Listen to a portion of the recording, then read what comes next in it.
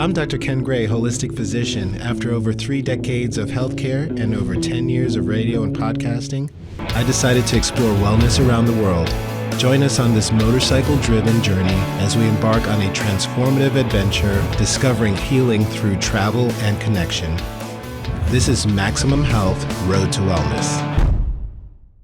England has become known the world over in many ways, the epicenter for the ultra-old and ultra-modern. We are a motorcycle-driven wellness exploration adventure series. Serendipitously, our first season proudly ends in what is in part the origins of motorcycle riding. On today's ride, we will be experiencing some of the most innovative and unique wellness practices for a true sense of well-being while on one of the most unique motorcycles I've ever ridden. This is a pretty huge bike, a big boy. I have the extreme pleasure of riding a BMW R1250 GSTE triple black enduro motorcycle. We're pretty decked out with dynamic traction control, LED lights, heated grips, onboard computer, and 143 foot-pounds of torque. We're ready for business.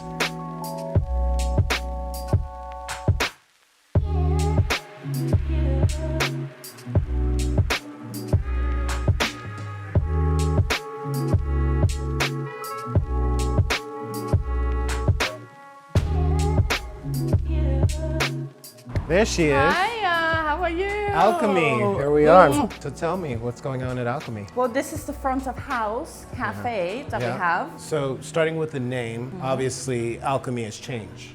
Yes. Changed from one thing to another. We're talking about literally changing the human being from maybe a less optimal human being to a more optimal human being through a series of care choices. And so your care choices here are multiple. Yes, you're gonna meet our in-house massage therapist. You're then gonna have a little chat with one of our yoga instructors. And then we have a crystal bowl specialist coming to join us. What's your nickname? Ro. Ro? Yeah. All right, so my Ro. Now we're tight, so Ro. Now we're tight, yes. And you suggested a juice, and I noticed you picked for me what looks to be a detox mix. Yes. Is this a typical detox mix that you would give your This is one of our most popular juices. Okay. So, and this is real medicine. You've got the carrots with the vitamin A. It's part of a detox because it's really great for the liver. Now the beets actually build blood, rich in hemoglobin. Beets are magical. Yeah. And you know what? It helps with retention of skin. So if you're concerned with keeping your skin, I'm 50, so. There you go, guys. Beetroot. Beet, I'll let you get to work.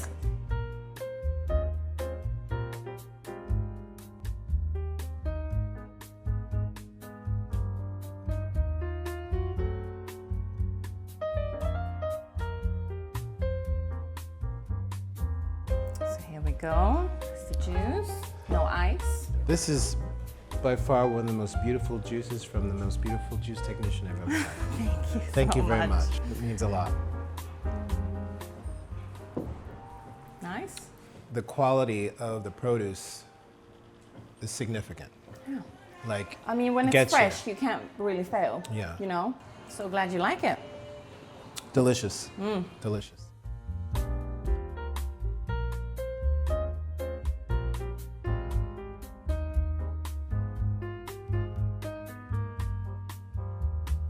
So here we are. Here we are. Tea time. Tea time. May I? Of course. Okay. Sometimes I put honey, sometimes I don't. But for me, when it's good, fresh mint, you don't need anything. So you've been doing this for a while, and what drew you to Alchemy and the life of wellness? I started university and I was working in the music industry for a bit. I kind of lost the sense of wellness pretty quickly because London is a fast life, you know, and I think a lot of people living here can relate to that. It's hard to find stillness and calmness in your everyday life, I would say. Well, I was actually living just 5 minutes up from the road as a university student, and I started working just in a cafe. Got along really well with the owner, and we had the kind of the same vision for the place. I feel like this is a softer take on wellness, preventative medicine. It's going to be your more nurturing. As wellness becomes more and more important, and that balance of understanding how, as we care for ourselves, we care for those around us, we care for the planet, we respect each other, less likely to be fearful, less likely to be greedy, less likely for war. Definitely, all these things that come from humanity, right? It's a lot of layers. It's a lot of layers. It's a lot of layers. It starts with the individual. Definitely. And that nurturing component in wellness needs to be more prevalent. It's a city, it's a big city, and it's hard to get away. Having the wellness studios in general in London are so important, and they're coming more and more. Welcome in. I've been doing massages for the last 7 years professionally. Hello, my name is Surrey. Welcome, this is my business. So what would you do for this right here? Okay, that's right, you've been hardworking, you've been working so hard. We are going to do some sport massages just to release those muscles, get that flexibility back on, and then we are just going to finish with some relaxing so we can like enhance the blood flow. Everyone is now starting to really realize how there's a link between stress, tension, inflammation, disease of all kinds. So your job is becoming more and more popular. Yes. Right. There are a lot of things going on around the world that causes more emotional, physical, mental stress and issues, if you don't mind me using that word. So people are more aware that they need to do something, and massage covers all these aspects. Yes. Circulatory system, digestive system, hormonal, lymphatic system, so the whole well-being. So massage enhances blood flow, physical of course, because we loosen those muscles up, we energize them as well with all of our treatments, especially with sports and recovery as well. Thank you for having me. Very welcome, lovely to meet you. So we're at Yoga Time with Catherine, Alchemy. Yeah, my name's Catherine. I mostly teach vinyasa flow yoga. This is different than this and snapping back. So if you have a balloon and you want that balloon to expand, people who want to make it easier to blow into it, do this. They don't do this and snap it back. Yeah. Stretching into one pose and then releasing is different than constantly moving and breathing into spaces that have been dormant and not received a lot of energy, blood flow, and oxygen. I think one of the reasons maybe people have fallen in love with yoga is when you're practicing, you have those moments of stillness in your mind.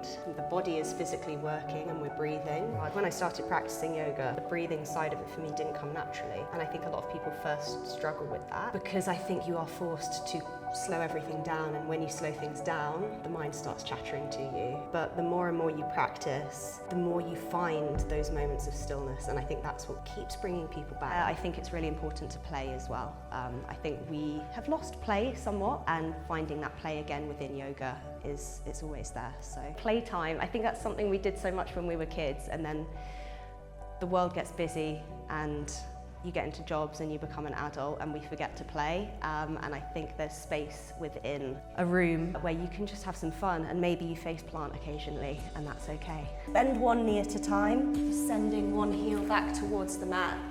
Keep pressing firmly through your hands and send your hips towards the sky. You can relax your neck here. Good. On your next inhale, ripple forwards into plank, engage your core, lift the kneecaps. Exhale, press back to downward facing dog, send your hips high. And again, into that plank position, exhale, press back. So moving with the wave of your breath, inhale, find that wave in the spine. Exhale, send it back. Plant the hands down, then step your right foot back. Lower the knee, untuck the toes, inhale the arms into crescent moon. Reach up through the fingertips as you send your hips forwards. Good, exhale, release the hands. Frame your front foot, tuck the back toes, lift the knees. As you lay down, start feeling the weight of your body. Start feeling how the earth beneath you is supporting you.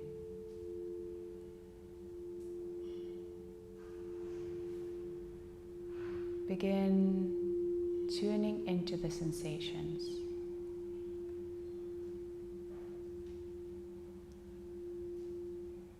The gentle sounds around you,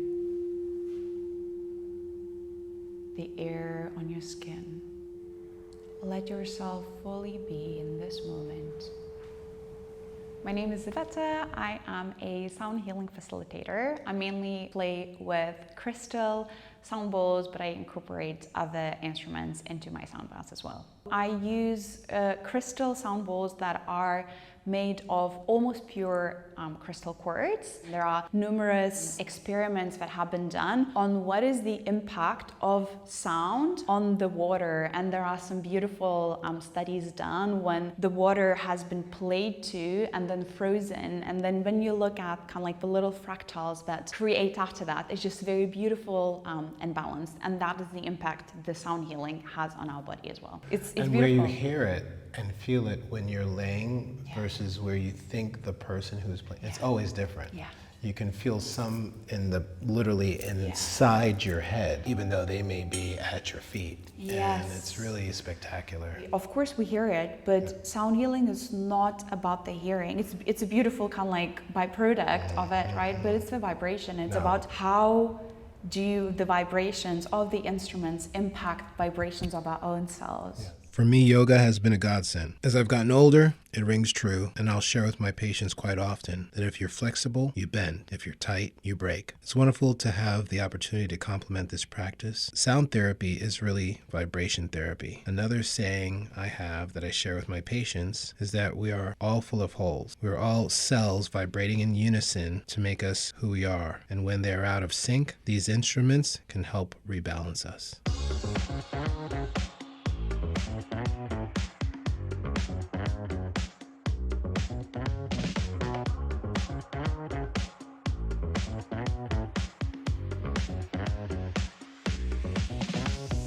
Cycling culture throughout England is tremendous. Giro Cycles is located on High Street in Esher, which is one of the most cycled roads in the world.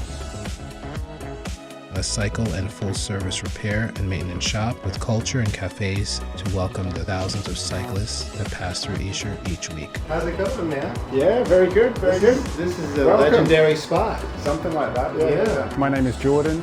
I'm the founder and owner of Giro Cafe and Bike Workshop. We opened back in October 2013 with a view to use cycling as a way to bring people together and build local community. We put together local bike ride for people to meet new people, hopefully form friendships and build a strong community around good coffee and being outside in nature on your bikes. We built the business on the premise that it has to be relational, not transactional. Relationships among people are really important. So we have our bike shop, which has been built on the back of the cafe, and then we have the cafe down the road, which is where all the magic happens. The name Giro. Yeah, so it's Giro. Giro. Because it's Italian.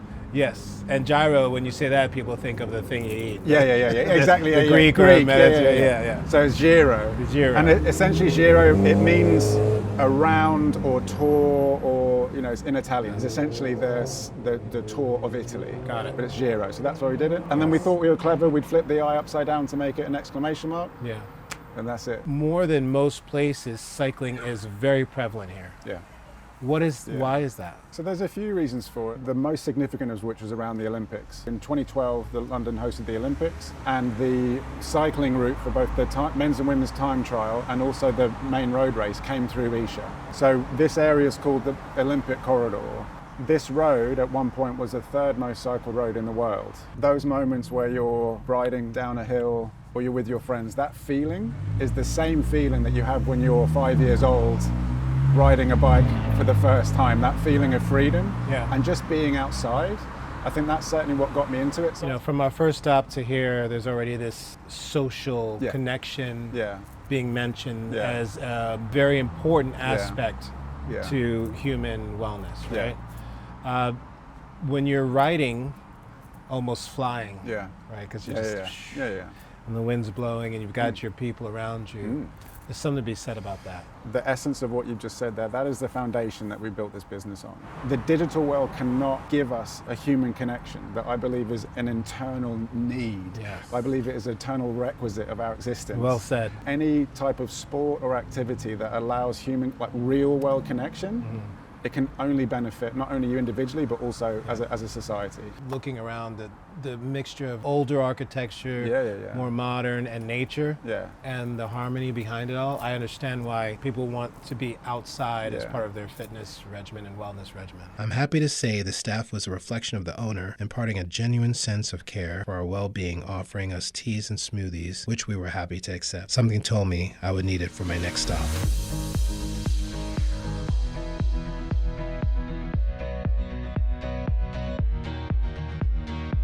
I'm Max, founder of the Fit Partnership. We're here based in Esher in the UK. So this started with 15 concussions playing rugby. Couldn't sleep or concentrate for well over a year. And at the same time saw a bad aging process in my family that led me to want to help people live younger for longer. We want people to age well and live better. This gym is awe-inspiring. The attention to detail and luxury immediately felt. Hey, Max. How are you, bud? How you doing, Ken? Thanks for having us. Come on in. This is an amazing place. So beautiful. Now, Fit Partnership. Yes. Longevity Hub. Yes. There's a lot of things that say we're this, but we're also together. We're this, and you're part of something. The idea is a space that people want to come and look after their health in. And that's really important. You have what seems to be, at first glance, this nice melding of therapeutic machinery. This wouldn't be here if society wasn't the way it is. People are looking for quicker ways of looking after their health. They are looking to feel better. Many people that come in here that are permanently stressed in the rat race as such. You're going to take me through a series of unique select experiences here. Let's get you on the first machine. I'm excited, let's do it. So the idea is that you're going to get 2 hours of exercise hormones produced in 21 minutes. You're going to have no soreness afterwards. You're not going to be sweating.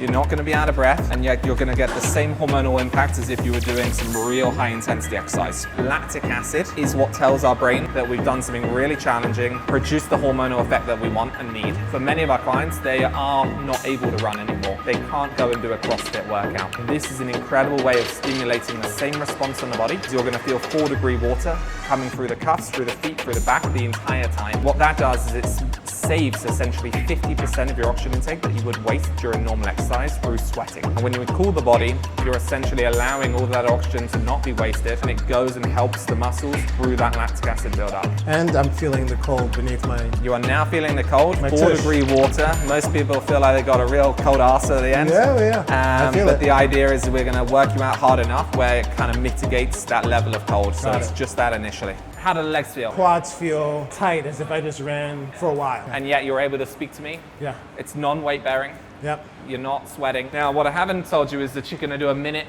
sprint. So I feel like Dolph Lundgren in Rocky 3 or 4. You're speaking too easily, so I'm going to increase that 3 That's levels. horrible. For you. Okay? You got enough? Wow. Or you want to do one more? I'm good. I've got other things to do today. Is this named after a torturer of some sort?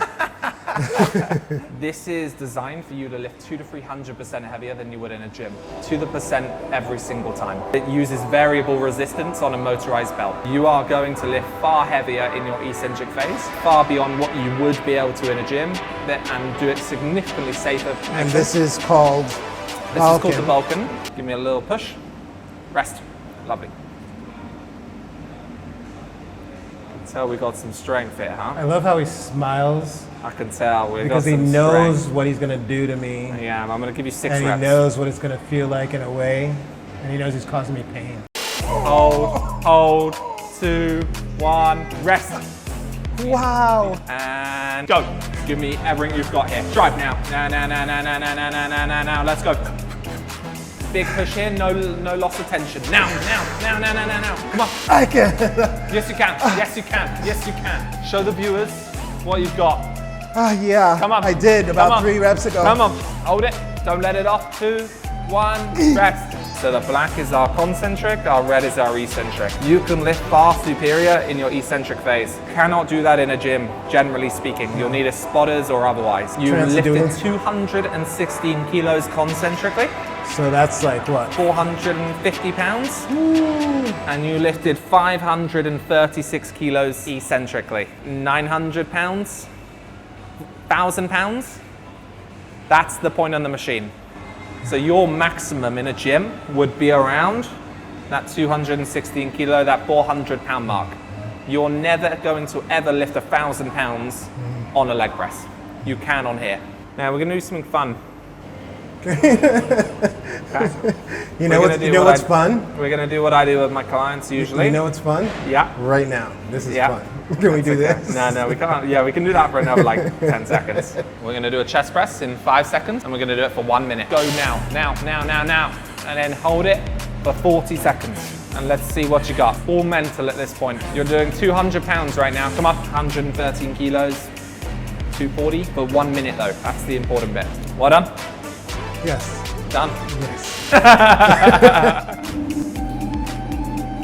So, we have two functionalities here. We have the treadmill as well as the swimming function, so we can do both bits. Now, someone would generally use this, they're unable to do normal weight-bearing exercise. Ankles, knees, hips, return from surgery, any level of rehabilitation. Supposed to be getting faster? Yeah, I'm getting you going faster.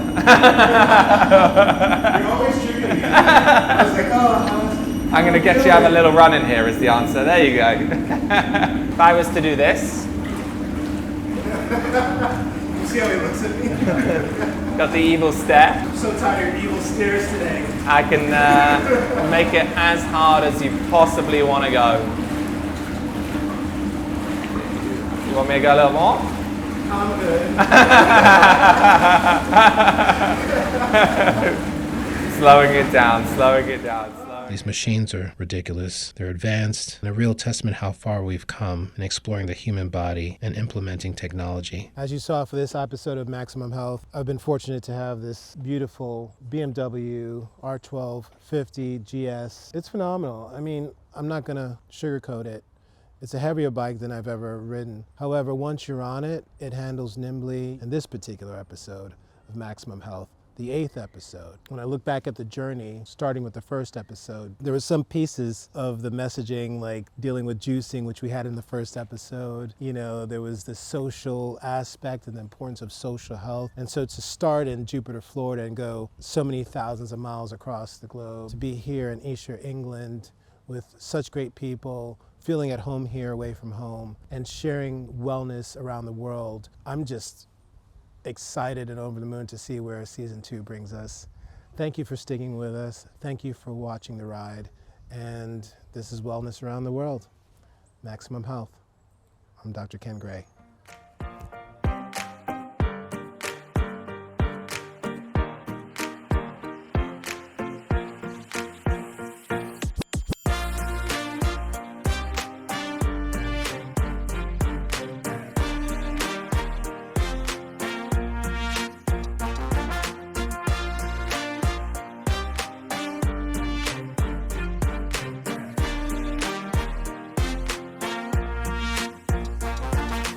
It's been 8 episodes now, and we couldn't see ourselves ending our first season without including man's best friend. When I heard there was an amazing forceless dog training and boarding facility in the town of Esher that was known throughout England, it seemed appropriate that we would visit these amazing friends and the trainers that help make happy dogs and parents.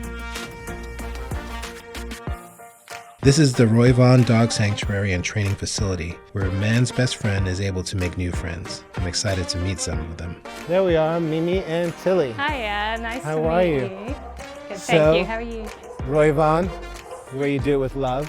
Yeah, absolutely. It's almost like they were put on this earth to show us unconditional love most of the time. You, however, make those times more prevalent. Yeah, absolutely. You help pair the right dogs with the right people. You help the ones that maybe were not paired right be trained. So we specialise in tailored boarding for anxious and reactive dogs. So dogs who need a little bit more support to enjoy life, to make their owner's life a bit less stressful.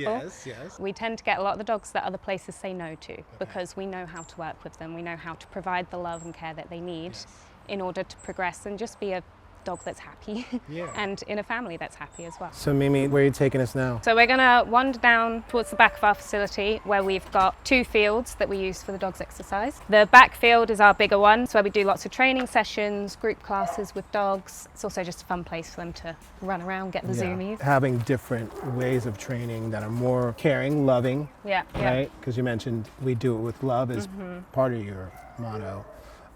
It can't be easy. Yeah, no, it's definitely a longer process. Big part of that is needing to build a bond with the dog, which takes more time. It takes longer for a dog to learn that there's not going to be like a negative consequence. If they do something, we're not going to hurt them because of it. We're just going to say, hey, you did that, we don't like that, you don't like that. So let's give you an alternative that works better for everyone. So it does take longer, but it also has longer results as well. Now, you're talking like you're talking to a person. Do you ever have to help train the owner? Yes, absolutely. The human training is just as important. Okay, so as that's the part dog of it. training. You also train humans in a way. Yeah. I always say like they can learn it to this standard here in this environment with our trainers. Yeah. It's always going to drop a little bit when they go home because they kind of go, oh, school's over. I'll go back to doing what I was doing before. Right, like a kid. Yeah, exactly. Yeah. They are literally toddlers forever. Right. So it's really important that the owner also knows how to continue that training. If I'm walking with a dog, I've got a nice loose lead. Yeah. We walk past the other dog, it kind of looks, it goes, oh, I'm not bothered. Whereas if you walk past and you tense up and you're holding the lead up here and you're going, Like, oh, please don't. I need to do what I used to do. Yeah, then they'll react. My owner expects me to do that. Yeah. So Stormy came here to do puppy one-to-ones because she lacked confidence. She'd been to another training place prior to coming here. I know, you're okay. And they used more forceful methods. Obviously we're force-free. So that kind of had an effect on her and helping her confidence. So she came here for puppy one-to-one session and then now she just is one of our regulars. So now we've got ourselves an English Bull Terrier, and that's Ralph. Hi, Ralph. Obviously we get so many different breeds. Each breed has kind of their own attributes. Things that you typically think, like when I see an English Bull Terrier, I typically think they're going to be bonkers. They're going to run into things. They're a bit doolally, very headstrong. But a real thing that we try and remember at Royvon is that each dog is an individual. Yeah. So we don't want to base our training with Ralph on what we typically see an English Bull Terrier to be, because each English Bull Terrier that we get is very different. It's very happy. He is very happy. Wagging tail. A wagging tail doesn't always mean a happy dog. Oh, no. We can see reactive dogs that are wagging because they're so filled with kind of adrenaline. They're feeling a lot of things. It doesn't mean they're necessarily happy. But the rest of his body language, you know, his eyes are nice and soft. He's leaning into Tilly. He's lifting his paw up. He's happy. His whole body is saying, oh, I like this. This is good. Yes, this is a good place. So these guys are Willow and Ash. They are sisters from the same litter, and they are Husky Cross Golden Retrievers. It's definitely harder to train siblings. They're gonna find each other way more fun than I can ever be. So if I'm trying to do training with them and Willow decides to distract her sister, I'm just not gonna be fun enough. My name's Mimi Stevens. I am Executive Coordinator at Royvon Dog Training and Hotels. Hi, I am Tilly Blacklock. I am a care team member and a trainee trainer. And right now we're in our enrichment space. So that's what the girls are doing, is their enrichment session. So our core values: committed like a collie, Love like a retriever, love like a Labrador, and respect like a retriever.